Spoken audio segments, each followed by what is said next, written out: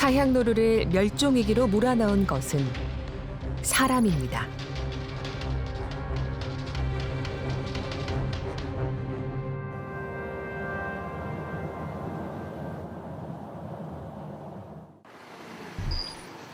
전남 구례의 한 한의원.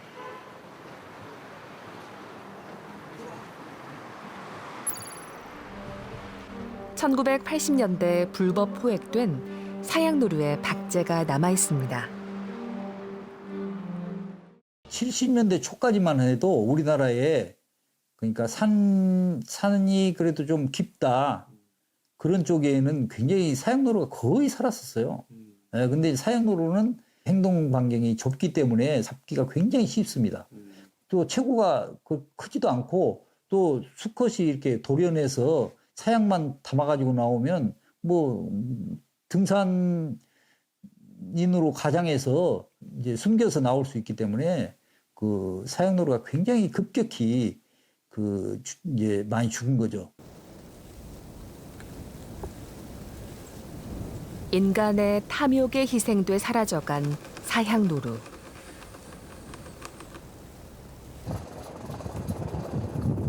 오랫동안 전설로 남았던 멸종 위기 동물이 우리 산 깊숙한 어느 곳에 살아 있습니다.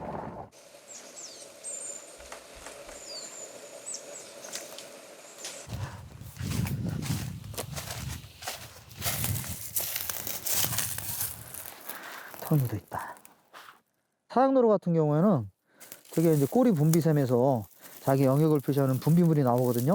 그런 부분을 자기 영역에 표시를 하고 암컷을 유인하거나 이런 데 쓰는데, 요 나무가 사향노루가 이제 와서 자기 그 꼬리 분비샘을 이렇게 표시하는 그런 표시목이에요.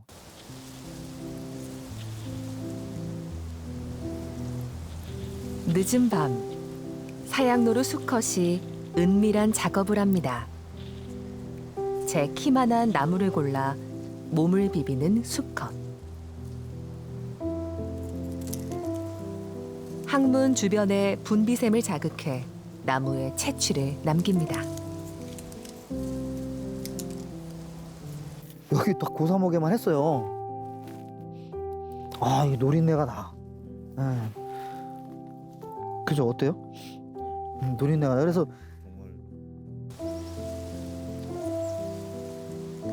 번식기에는 이런 행동이 더욱 빈번해집니다.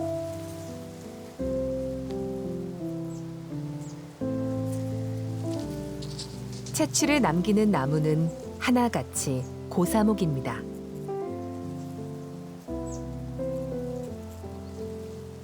그 살아있는 나무는 이게 그 풀냄새가 나잖아. 어떻게 보면. 그래서 죽은 나무에는 고유의 자기 향을 더 채취가 더 돋보이니까 그럴 수도 있고 또 그렇게도 유추가 되네요. 이렇게. 연구팀은 우리나라에 약 30마리의 사향노루가 살아있다고 추정합니다. 그런 걸 알고 난부터는 조그만 가지 같은 것도 일부러 안 건드리려고 또 일부러 또 조심하게 또 갑니다. 예.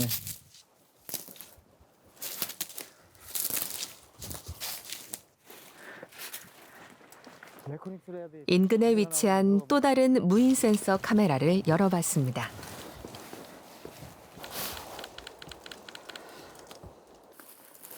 이게 지금 암컷이잖아.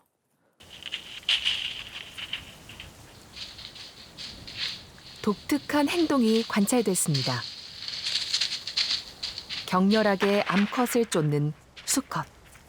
지금 시기가 짝짓기 맞죠. 11월에서 1월. 사냥도 지금은 보면은 뭐 암컷을 쫓아서 간다든지 뭐 이런 그 동영상이 많이 있거든요. 사냥 또한 그랬습니다.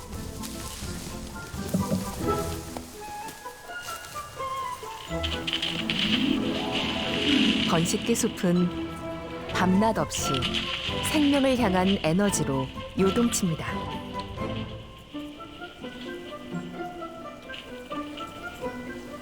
짝짓기철엔 먹지도 자지도 않고 짝을 찾는 데 몰두하다 보니 부상도 속출합니다.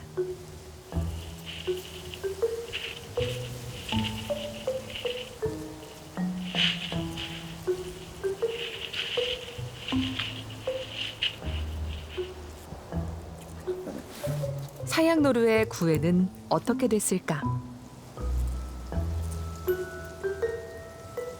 마침내 짝을 찾았습니다.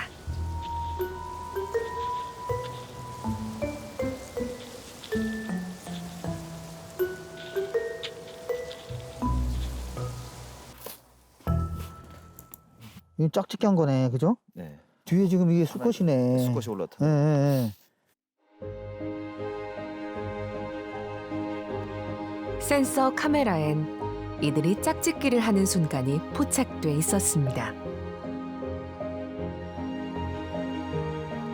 멸종 위기에 몰린 사양노루의 짝짓기. 종의 단절을 막고 다음 세대를 기약하는 역사적인 순간입니다. 이거는 뭐 우리나라에서 국내에서 처음 있는 거거든요. 뭐 짝짓기가 뭐 이렇게 이루어진다. 11월부터 1월달까지 된다. 그런 자료는 있었는데 처음 발견한 거예요, 저희. 예. 그래서 이게 굉장히 뭐 고무적이라고 할 수 있어요. 최근 몇 년간 일대에선 어미가 새끼를 돌보는 모습이 꾸준히 포착되고 있습니다. 이 땅에서 사양노루의 안정적인 서식이 이루어지고 있다는 증거입니다.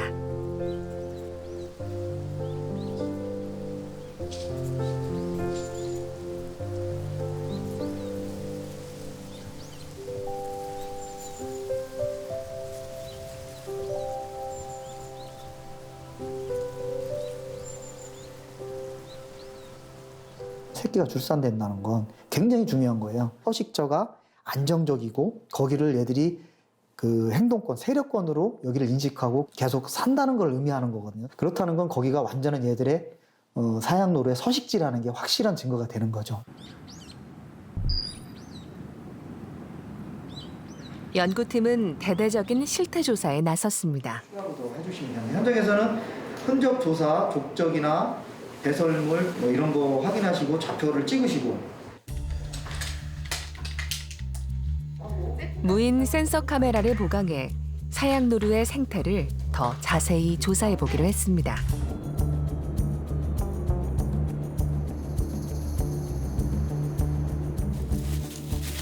먼저 사양노루가 지나는 길목을 파악합니다. 사양노루가 이렇게 좀 주기적으로 와서 계속 배변하던 자리예요.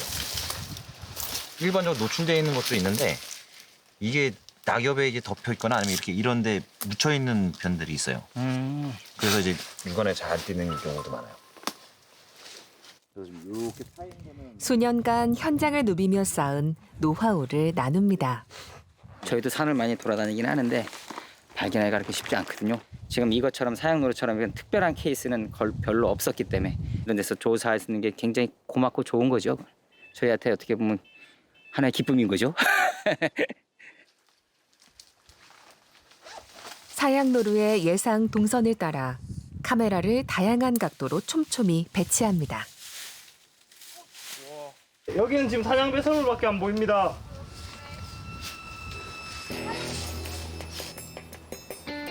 야생을 알기 위해 야생의 눈으로 세상을 보고 야생의 눈높이로 산을 오릅니다. 이제껏 한 번도 내딛지 않았던 사양노루의 길입니다.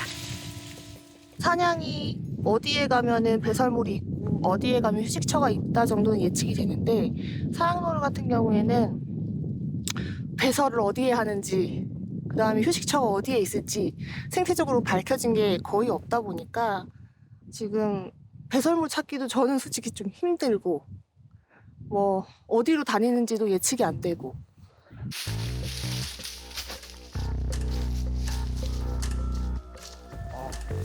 연구자들은 사양노루가 자주 출몰하는 지점을 중심으로 예상 동선을 짰습니다. 그리고 센서 카메라를 추가 배치해 총 100대의 카메라를 설치했습니다.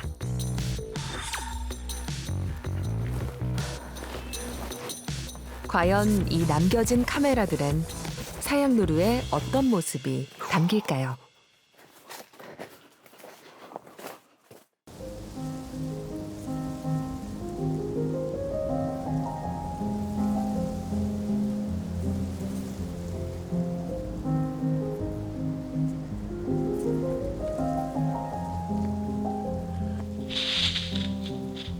겨울이 깊어갑니다.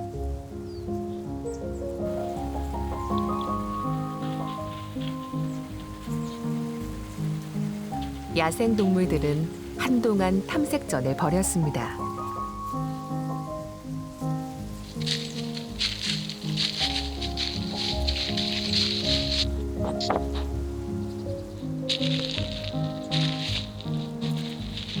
낯선 카메라에 때론 호기심을 보이고 때론 경계하기도 했죠.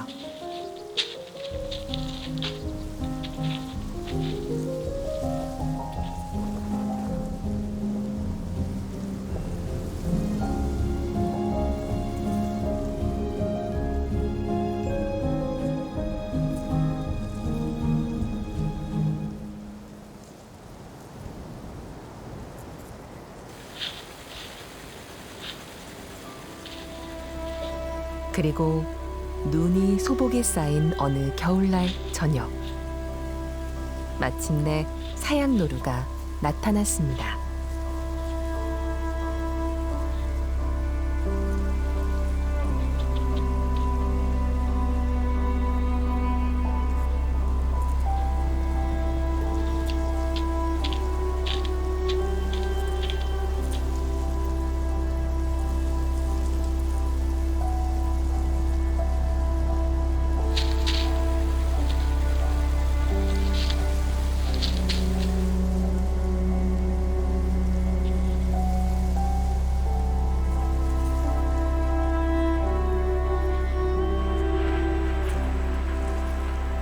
모든 감각을 집중하는 은밀하고 조심스러운 일상입니다.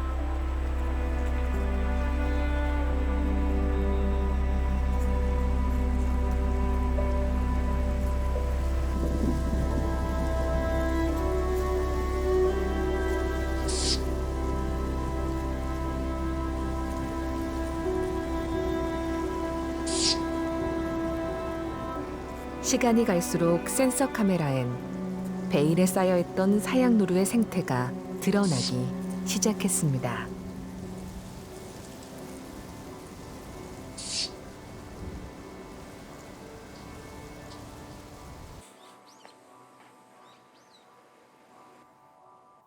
연구팀은 영상으로 기록된 사양노루의 행동 패턴을 분석했습니다. 혼자 이렇게 조심스럽게 갈 때는 이 뒷발인 앞발을 보시면 굉장히 재밌어요. 이 뒷발을 한번 보세요. 여기서 커서 있는데. 예. 바로 찍은 데를 바로 그대로 찍잖아요. 그죠? 사양노루는 앞발을 디딘 그 자리에 뒷발을 딛습니다. 탁, 탁, 탁. 그러니까 뭐냐면 사양노루가 굉장히 조심스러운 동물이다. 이렇게 판단이 되거든요. 다른 개체는 말이나 이렇게 사냥 같은 경우는 다리를 막 이렇게 끈단 말이에요. 사양노루의 행동 반경은 좁습니다.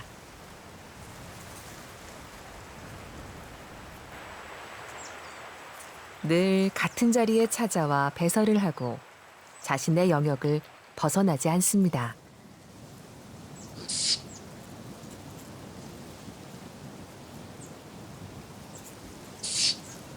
독특한 소리를 내는 패턴도 관찰됐습니다.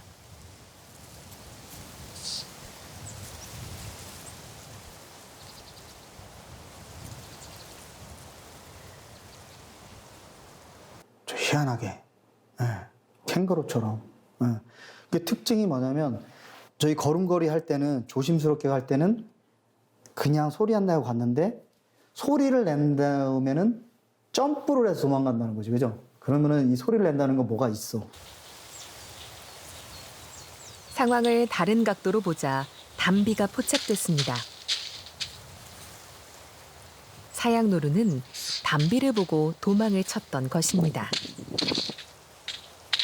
순간적으로 팍 튀어서 천적이 공격할 때 짧은 시간 순간 튀어서 피할 수 있다는 거, 그리고 깊은 눈 빠져서 허우적대지 않을 수 있다는 거. 잡식성인 담비는 호랑이가 사라진 한반도에서 생태계 최상위 포식자입니다. 자신보다 덩치가 큰 고라니도 잡아먹는 강력한 사냥꾼이죠.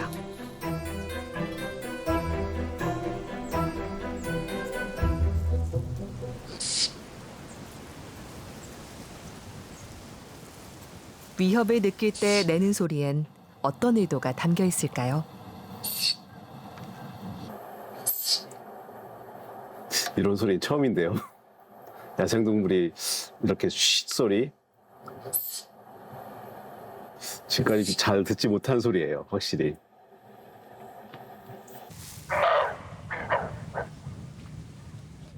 같은 우재류인 노루, 고라니와 비교해봤습니다.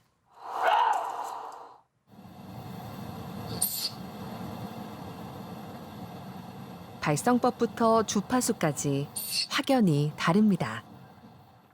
바로 이 부분의 주파수하고 이 부분의 주파수의 에너지가 가장 많다라는 뜻이에요. 13,000, 14,000 굉장히 높은 주파수이고 아마 우리 사람이 들을 수 있는 가청 주파수 범위이긴 하지만 저 같은 좀 이렇게 노화가 진행된 사람은 저 정도의 높은 주파수의 소리는 들을 수가 없어요.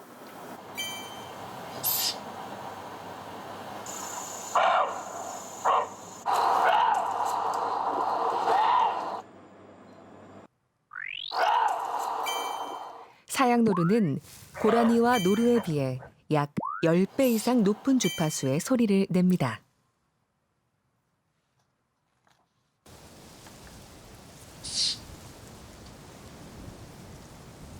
굉장히 높은 주파수를 사용하기 때문에 이 높은 주파수는 멀리까지 전달이 되지 않아요.